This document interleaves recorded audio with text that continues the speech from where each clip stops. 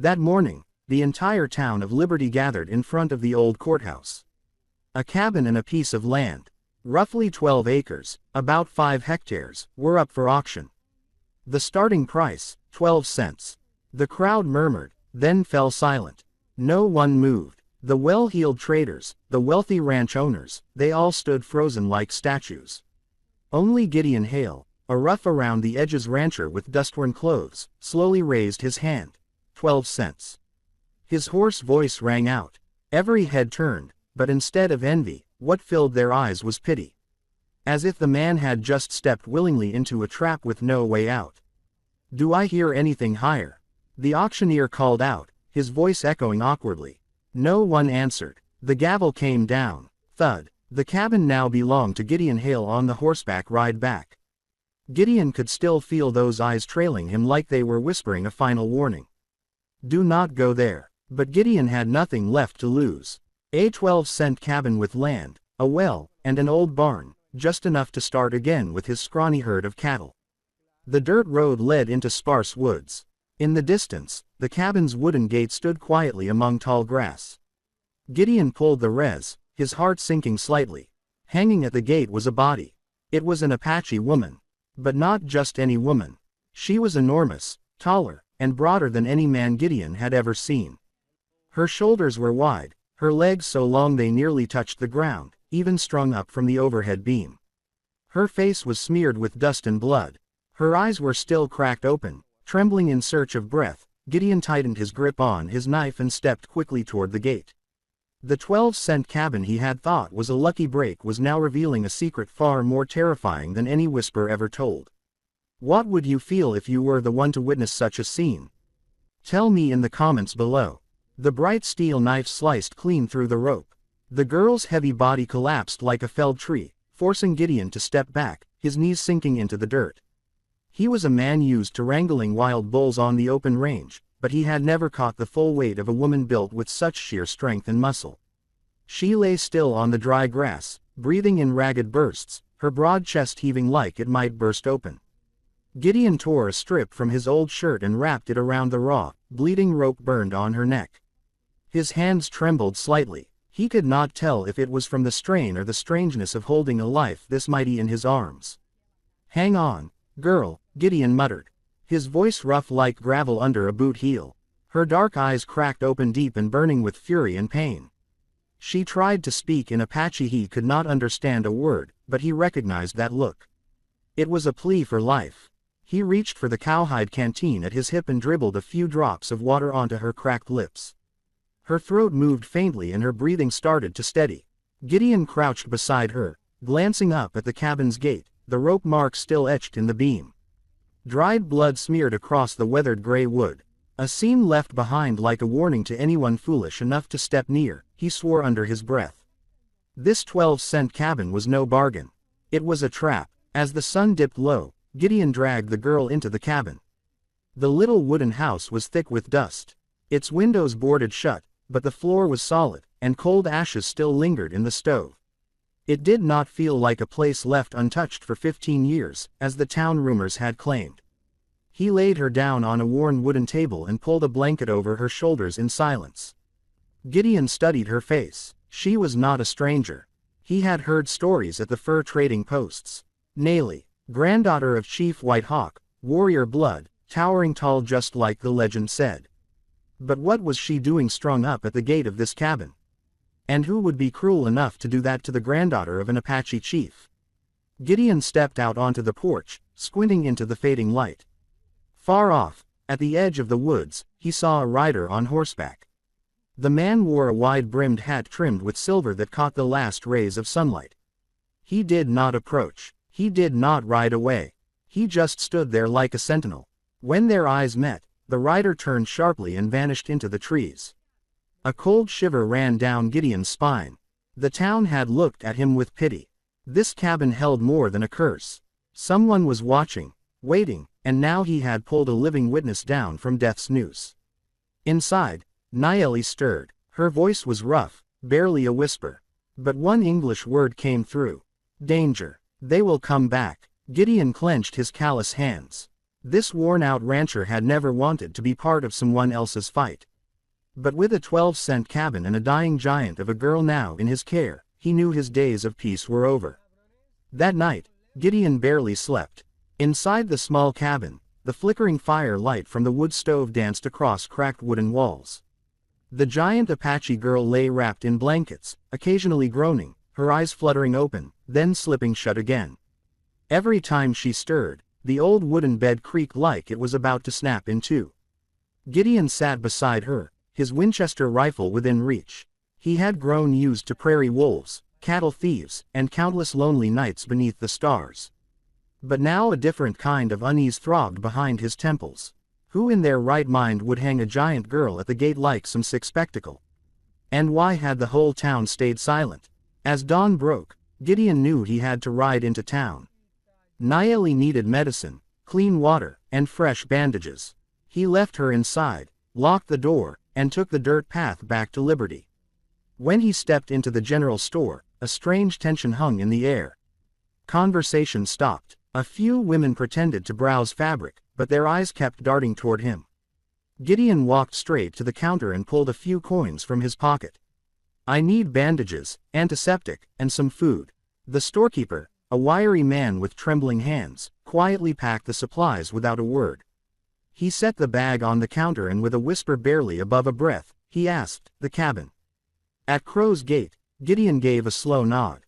The entire store seemed to hold its breath. An old woman dropped her sewing basket. Spools of thread rolled across the wooden floor. Just then, the back door swung open. A tall man stepped in, his wide-brimmed hat rimmed with silver catching the light. It was him, the rider Gideon had seen, watching from the forest's edge. His gaze was sharp as a blade, his callous hand resting near the grip of his gun. "Fletcher Knox," he introduced himself, voice as polished wood. "Heard you made an interesting little purchase." Gideon said nothing. He gave a curt nod, his silver-gray eyes cold. Fletcher dropped a leather pouch onto the counter. It landed with a heavy thud. The unmistakable clink of metal inside. $500. That is thousands more than what you paid. Hand the cabin over to me tonight. The store went still. The shopkeeper flinched, dropping a glass jar of preserves. It shattered across the floor. Everyone in that room knew what that cabin was. And now they were waiting to hear what Gideon would say. Gideon's hand tightened on the saddle strap slung over his shoulder. His steely eyes locked on Fletcher. $500 for a rotting shack. You must be buying something else. Fletcher smiled, but it was a smile cold as forged steel. I am buying your good sense. That cabin is not for a man who wants to live long. In that moment, Gideon could hear the fearful murmurs around him. Fletcher's words were not just a warning. They were a death sentence spoken plain and direct to his face. By the time Gideon returned to the cabin, the sun was already dipping behind the distant mountain range. He carried a heavy sack in one hand. Fletcher Knox's cold warning still echoing in his mind. His horse let out a soft snort as they approached the gate. The same gate where a body had hung just the day before. Gideon glanced up. The rope had been cut, but the dried blood still stained the wood. A chill crept down his spine. Inside, the flicker of the stove's fire cast golden shadows across the cabin's wooden walls. Nayeli, the giant Apache girl, was awake. She sat leaning against the wall, her deep black eyes fixed on Gideon. In the dim light, her form came into full view. Broad warrior shoulders, long arms, powerful muscles laced with bruises, a fierce blend of raw beauty and brutal violence. "You saved me," she said, her voice, her English broken but clear. Gideon set the bag down and poured her a cup of water. "I just could not stand to see a human being treated like an animal." Nayeli drank slowly, each sip deliberate. Then she spoke again, her words slicing the air like a blade. "I am the granddaughter of White Hawk, chief of the Apache. They captured me to force our tribe to give up our land. This cabin is a message." Gideon frowned. "A message?" She nodded, her large hand clutching the edge of the blanket. "They hung me at the gate to make a point. This cabin used to belong to a white man named Samuel Hartwell. He found forged land documents, proof that traders and judges had sold stolen ground. He hid the evidence here and they killed him." Gideon felt the weight of her words settle in his chest like ash. And those papers, they might still be here. Na looked around the room. Her gaze drifted toward the center of the wooden floor. I do not know, but they believe so. And me, I was just a hostage meant to keep the tribe silent. Outside, the wind howled through the rotting boards, carrying faint sounds of hammering. Someone was setting up camp nearby. Gideon peered through the narrow window slit and spotted shadows of horses moving through the darkness. Fletcher had not been bluffing. He had sent men to watch. Gideon turned back. His eyes met hers. In those deep black eyes, the fire had returned. Not the hopeless flicker of a dying soul, but the blaze of Apache warrior blood. You saved me, Nayeli said, her voice stronger now. So now you must fight with me. If not, we will both end up hanging at that gate. Gideon clenched his jaw, his hand instinctively resting on the grip of his rifle. He was just a weary rancher looking for a quiet place to settle with his scrawny cattle. But now this 12-cent cabin had become a gateway into a storm of blood and fire. Thank you for being here, he said. If this story stirred something in you, memories of old days, dusty evenings, the echo of hooves pounding in your chest, go ahead and subscribe to my channel so that every day we can sit together again. And I will tell you another story from the West. Night fell fast like a velvet curtain drawn tight across the prairie. Gideon sat by the window, his Winchester laid across his knees, eyes fixed on the blackness beyond the gate. The fire in the stove had died down, leaving only faint embers casting Nayeli's shadow across the cracked wooden wall. She was sitting up fully now, her eyes glowing in the dark like a flame refusing to die. From the distance came the sound of hooves, heavy, slow, and rhythmic like a funeral drum. Gideon squinted. Silhouettes lined the hilltop. Torches burned. Bright in the wind carried the raspy laughter of men. Then a voice rang out cold as a blade. Gideon Hale, come out and talk like a man. That cabin ain't yours. Fletcher Knox. He stepped from the shadows, silver-rimmed hat gleaming in the firelight. Behind him stood nearly a dozen riders, guns slung at their hips, eyes gleaming like predators on the hunt. Gideon opened the door and stepped onto the porch. He did not hide his rifle, but he held it firm, his stare icy. Bit late for a tea visit, ain't it? Fletcher let out a dry chuckle, his voice echoing across the clearing. I offered you $500 for that cabin. That offer's gone. What we need is inside that house. Hand it over. You still walk away breathing. Nayeli appeared behind Gideon, towering like a phantom in the firelight, even wrapped in an old blanket. She stood tall and unyielding. The men on horseback flinched. The image of a girl once hanged at the gate, now standing proud on the porch like a curse risen from the grave. You tried to kill me. Her voice came rough but powerful. Because I know the truth, but my blood won't buy you peace. Fletcher narrowed his eyes, his hand halfway to his pistol, then lowered it slowly. Tough girl. But you see, Gideon, you're holding on to a wounded wolf. She's dragging you into a bloodbath. Let her go. Step aside and keep your life. Gideon turned to look at Nayeli. In that moment, he saw something in her eyes. Not fear, but belief. A lone rancher, a giant Apache girl, two misfits standing against a pack of wolves. He spat in the dirt. I paid for this cabin. It is mine, and anyone who lays a hand on this woman will pay in blood. Silence stretched tight like a drawn bowring. Then the cold clatter of metal. Fletcher raised his hand, signaling his men. Rifles slid from holsters. Catching torchlight, Gideon stepped back and pulled Nayeli inside. His voice dropped low. Take that revolver. Tonight we fight. Outside, hoofbeats thundered louder. The field around the cabin lit up in flames. The storm had arrived. The heavy pounding on the wooden door sounded like a coffin being nailed shut. Then came the first hail of bullets screaming through the air, tearing holes through the cabin walls. Splinters flew like sparks. Gideon tackled Nayeli to the floor, and his Winchester roared back, blasting one of the attackers off the fence line. Gunham smoke thickened the small cabin like a fog. Every time Gideon fired, he heard the curses and snarls of men outside. They were not holding back. They meant to drown the cabin in blood. Nayeli, though still weak, clutched the Colt he had handed her. Her large hands trembled but held firm, her fingers squeezed the trigger. Bang! Another man dropped at the gate, his body falling exactly where she herself had once hung. The cabin gate had now become a boundary marked in blood. There's too many of them, Gideon growled, sweat and powder dust streaking his brow. He flipped a wooden table on its side as a barricade, slamming more rounds into his Winchester. Outside, Fletcher's voice bellowed, "Burn it. Burn the cabin and burn them with it." A torch sailed onto the dry straw roof.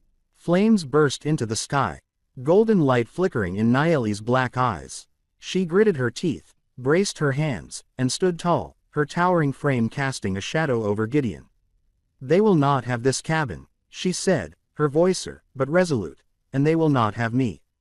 Just then, from far across the prairie, a warhorn blew low and deep like thunder rolling through the hills. And then, beneath the moonlight, came the silhouettes hundreds of Apache riders of White Hawk's tribe. They formed a wall of horse and steel, their spears flashing, war cries ripping through the night. Fletcher's men panicked. Some glanced back, terror on their faces, as the full force of the tribe stormed forward like a desert sandstorm. Fletcher cursed and drew his revolver. He kicked his horse, charging toward the cabin, desperate to finish it before everything fell apart. But Gideon was already waiting. He stepped out onto the porch, his Winchester-fired bullet whistling past Fletcher's silver hat, nearly knocking him from the saddle. Naeli stood beside him, a wall of muscle and fury, and shouted in the Apache tongue. Her call was answered by a thunder of voices as the warriors closed around the cabin. A flaming arrow streaked through the air, striking a torch in one of the mercenaries' hands. It exploded into flame. Fire swallowed the fence line. Apache horses surged in, completing the circle. Fletcher yanked his reins to flee, but it was too late. The native riders moved in like blades of steel, swallowing his entire hired gang. Gideon stood on the burning porch, sweat and ash covering his face. Beside him, Naeli loomed like a mountain shadow, her eyes blazing.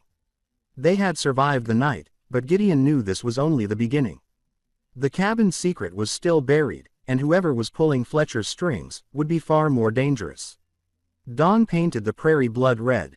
Smoke still curled from the roof of the cabin, but the fire had been put out by buckets of water brought by the Apache tribe.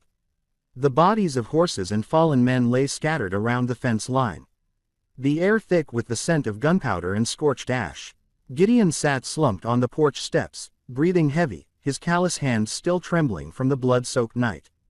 In front of him knelt Chief White Hawk, long silver hair flowing, eyes old but burning bright as he wrapped his arms around Naeli. The giant girl bowed her head, her powerful arms clinging to her grandfather, tears mixing with soot and sweat as they streamed down her sun-darkened cheeks. "My granddaughter lives, but the enemy will return," White Hawk said, his voice a low thunder.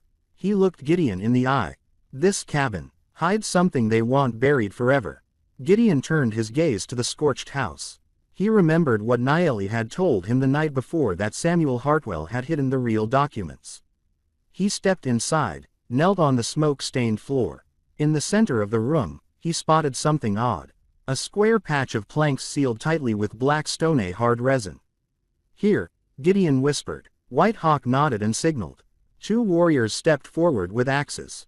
Heavy strikes echoed through the cabin, cracking the resin, splitting the wood. At last, the floorboards gave way, revealing a dark hollow beneath. Gideon reached in and pulled out a dusty iron chest and a heavy leather pouch. When the lid creaked open, every eye locked on it. Inside were scrolls, land deeds, and government seals. Each paper bore a familiar signature. Judge William Crane, and beside it, a bold red stamp. Governor Marcus Webb. Na clenched her jaw. They used forged documents, sold our tribe's land to 10-20 different buyers. Hartwell found out. He tried to expose them and they killed him. Gideon flipped through more papers, payment ledgers, names of those who had taken bribes, judges, sheriffs, even prominent ranch owners. The sums were massive, tens of thousands of dollars. The air grew heavy. Every word on those pages was a blade aimed at the throats of the powerful across 3 counties. "Now you understand," White Hawk said quietly. "Fletcher was just a hound. The masterminds are Crane and Webb. They will not stop. They will send soldiers. They will burn this place down. Kill anyone who knows." Gideon clenched his fists. His 12-cent cabin turned out to be a graveyard of secrets and a spark that could set fire to an entire rotten empire. He looked at Naeli, still shaking but proud, then to White Hawk, his old eyes heavy with the sorrow of a stolen people. They wanted to silence you, Gideon said, voice hard as stone. But now I know the truth too. And I swear this cabin will never be a grave again. That afternoon, the prairie wind rose fierce and wild. Dark clouds gathered overhead, heralding a coming storm. Gideon tightened the saddle straps. Winchester slung over his shoulder while Neely and the Apache warriors set up a defensive perimeter around the cabin. Everyone knew the forces of Crane and Webb could arrive at any moment. The sound of hooves thundered from the distance, loud, relentless like rolling drums. Hundreds of riders appeared on the horizon, cloaks billowing, rifles glinting. At the front row, Judge William Crane, face hard as stone, flanked by Governor Webb's soldiers. They stopped at the cabin gate, the same place where Neely's body had once hung. Crane called out, his voice booming, "Hand over the iron chest and that Apache girl, and we'll spare your life."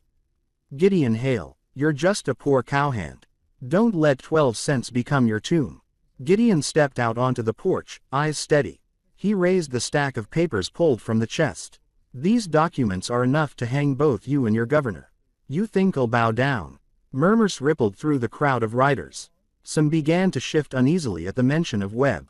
They too knew betrayal might soon turn on them. Crane snarled and shouted the order to attack. Gunfire erupted, bullets ripping through the air. The Apache responded with a storm of arrows and battle cries that shook the earth. The fight exploded right at the cabin's gate. Gideon dropped the first attacker, then turned to fell the second. Neely stood tall at the entrance, her powerful arms wielding the Colt with thunderous force, each shot like a crack of lightning. The fire of battle raged. Webb's riders faltered against the fierce coordination of Gideon and the tribe. Confusion spread, and many fled, leaving Crane alone. Still defiant, he charged toward the cabin. Gun raised at Gideon, but Neely was already there, blocking the gate. Her massive hand swung up, knocking the pistol clean from Crane's grip. He collapsed in the dirt, eyes wide as he stared at the papers in Gideon's hand. "Justice comes," Gideon growled, his Winchester aimed squarely at Crane's chest. No matter how many cabins you burn, Crane was bound and handed over to the warriors. The evidence from the iron chest was delivered by White Hawk and Gideon directly to the territorial marshal.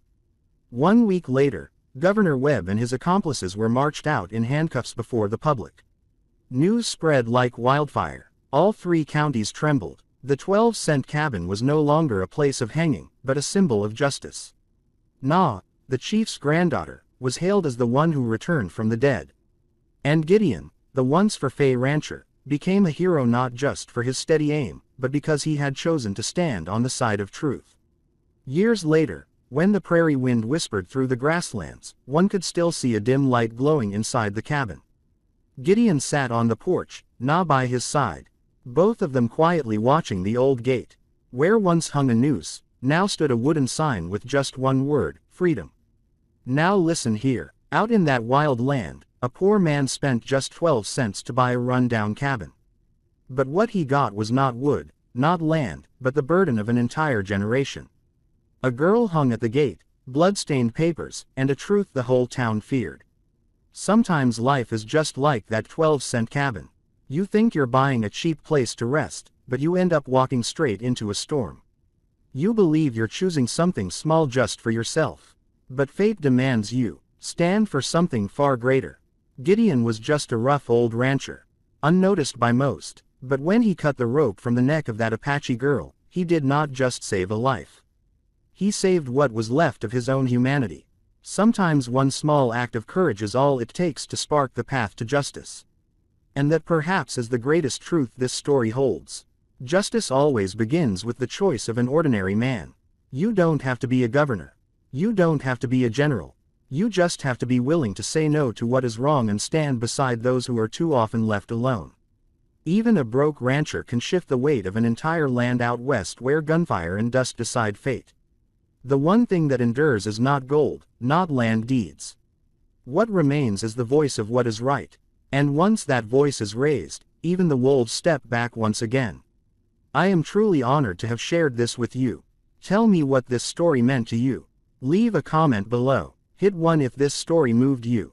And do not forget to subscribe channel for more gripping tales of the wild.